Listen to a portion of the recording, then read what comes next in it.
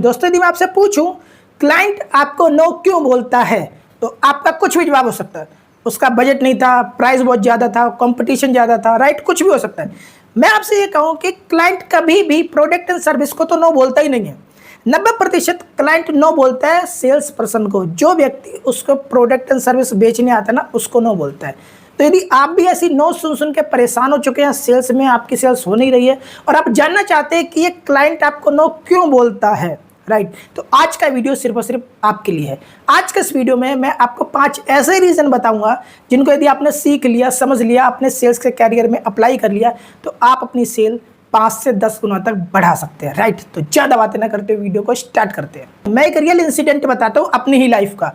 मेरी एक मीटिंग थी जूम पर, मुंबई के एक क्लाइंट थे हमारे, बहुत अच्छे क्लाइंट थे। वो मीटिंग हमारी करीबन 45 से 50 मिनट तक चली। उस मीटिंग में मैंने अपनी कंपनी, प्रोडक्ट, सर्विस सब कुछ बताया, अच्छे तरीके से समझाया। क्लाइंट को सब कुछ समझ भी आया और क्लाइंट ने बोला भी कि सर हम सोच के आपको बताते हैं और हम इसे लेंगे, राइट। और वो डील जो है मुझे लगा कि क्लोज़ होगी, लेकिन वो जो डील है वो कभी क्लोज़ हुई नहीं।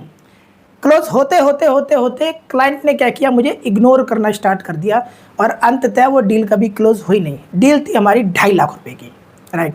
और जब 2.5 लाख रुपए की डील आपके हाथों से निकल जाए तो कहीं ना कहीं मन में तो उथल पुथल होता है ना कि ऐसा हुआ क्या जिससे डील क्लोज नहीं हुई। मैंने वो जूम मीटिंग की रिकॉर्डिंग थी ना, उसको दोबारा से सुना और जब दोबारा से सुना तब मुझे समझ आया मैंने गलती कहाँ की। असल में मैं क्लाइंट को इम्प्रेस करने की कोशिश कर रहा था, उसे समझने की कोशिश नहीं कर रहा था। वो जो बता रहा था मुझे, मेरा फोकस उन चीज़ों पे नहीं था, मेरा फोकस इन चीज़ों पे था कि मैं अपनी बात उसे बताकर मैं उसे इम्प्रेस करूं, राइट। ज़्यादातर लोग भी गलती यही करते हैं, वो इम्प्रेस करने में लग जाते हैं सामने वाले व्यक्ति को, उसे समझने की चेष्टा नहीं करते हैं। गलती यहाँ होती है सबसे बड़ी। अब आते हैं 5 पॉइंट पर। पॉइंट नंबर 1, ग्राहक कभी भी प्रोडक्ट एंड सर्विस खरीदता ही नहीं है। ग्राहक हमेशा ट्रस्ट खरीदता है, ग्राहक अथॉरिटी खरीदता है, ग्राहक उस सेल्स पर्सन को खरीदता है। आप ऐसे समझ लीजिए, यदि ग्राहक को सेल्स पर्सन सही लगा, उसका ट्रस्ट जमा, तो उसके बाद वो आपका प्रोडक्ट भी खरीदेगा, आपकी सर्विस भी खरीदेगा। लेकिन यदि उस व्यक्ति का ट्रस्ट नहीं जमाना तो फिर वो दोनों में से कुछ नहीं खरीदेगा।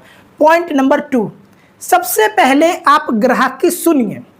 जब ग्राहक कि आप सुनेंगे ना तो उस वक्त क्या होगा कि उसके अंदर जो चीज़ें भरी होंगी ना वो भी बाहर आएंगी, और जब वो चीज़ें बाहर आनी स्टार्ट होंगी ना, आप जितना उसको सुनते जाएंगे आप ये समझिए कि उसको आप समझते जाएंगे। आपको पता लगेगा कि ये व्यक्ति कैसे नेचर का है, इसकी नीड क्या है, इसे क्या बेचना चाहिए, है ना, क्या बताना चाहिए। लेकिन जब आप सुनेंगे ही नहीं ना तो फिर वहाँ पर सारा का सारा मामला गड़बड़ हो जाता है। Point number 3, confusion.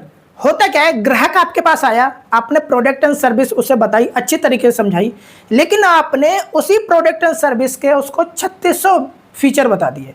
अब होता क्या है, जितने ज़्यादा फीचर बताते जाते हो ना उतनी ज़्यादा ग्राहक के मन में कन्फ्यूज़न बढ़ती जाती है। अब हो सकता है वो आपके उस प्रोडक्ट से किसी दूसरे पे शिफ्ट हो जाए या तो उसका मनी पलट जाए। तो आपको करना क्या है, ग्राहक कंफ्यूज ना हो, इसके लिए सबसे अच्छा तरीका ये होता है कि आप पहले ये फाइंड करो कि इसकी प्रॉब्लम क्या है, उसके लिए उसको बोलने दो।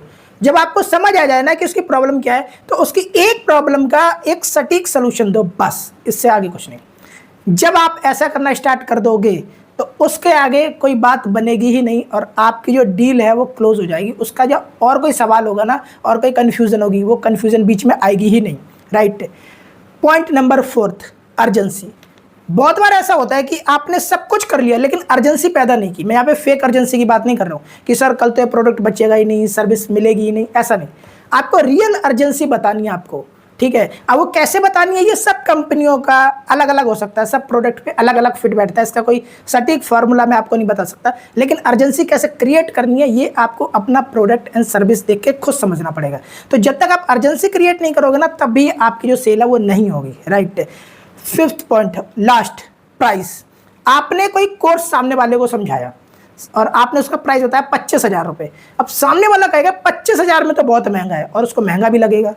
अब यहाँ पर वो व्यक्ति मना करके सीधा सीधा चला जाएगा। अब वो मना ना करे इसके लिए आपको क्या करना है, आप उसको बता सकते हैं कि सर ये 25,000 का कोर्स करने के बाद आप लाइफ में 2 से लेकर 10 लाख रुपए कमा भी सकते हो। तो जब उसे दिखेगा ना कि 25,000 रुपये का कोर्स लेने के बाद मैं ये 25,000 रुपये लगाने के बाद मैं 2 से 10 लाख रुपये कमा सकता हूँ इन फ्यूचर, तब फिर उसे जो 25,000 का कोर्स है ना ये सस्ता लगेगा, राइट। इन 5 पॉइंटों पे यदि आपने काम किया तो ग्राहक आपको कभी ना बोल कर नहीं जाएगा। सबसे इंपॉर्टेंट, ग्राहक नो कभी इसलिए नहीं बोलता है कि ग्राहक को लगता है कि प्राइस बहुत ज़्यादा है, राइट। ग्राहक नो इसलिए बोलता है क्योंकि ग्राहक को कोई वैल्यू समझ नहीं आती। ग्राहक को समझ नहीं आता कि मैं जो 10,000 रुपये भी दे रहा हूँ ना, इस 10,000 रुपये की वैल्यू मुझे मिल क्या रही है, राइट। और जब वैल्यू समझ नहीं आती ना, तब ग्राहक नो बोलता है।